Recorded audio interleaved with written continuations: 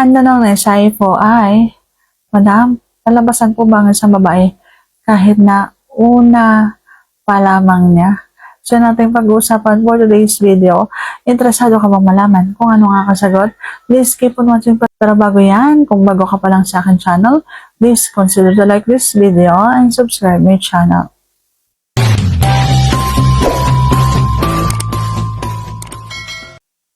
So, lalabasan nga ba ang isang babae sa unang pagkakataong mabasag ang kanyang pagkababae? Ang sagot ko ay hindi po. Kasi ang una niyang mararamdaman ay hindi sarap kundi sakit.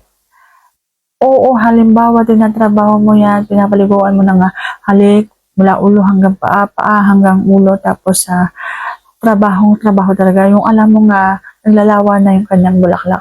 Pero talagang kahit na sinong babaeng mabasag ang kanyang pagkababae, makakaramdam na yan ng sakit pag pinasukan na ng tea at nabasag na yung kanyang pagkababae, yung nilabasan na ng kaunting dugo doon sa kanyang bulaklak. Hindi sarap ang mararamdaman yan, kundi hapdi sakit. Kaya yung malalabasan, malabo siguro. Sa pangalawang beses siguro, kapag nakaya na niya yung sakit, pero yung sa una, malabong mangyaring malabasan ng isang babae.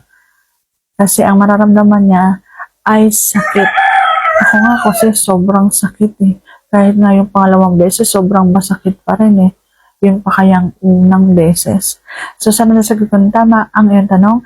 And if you like this video, please consider to like this video and subscribe my channel.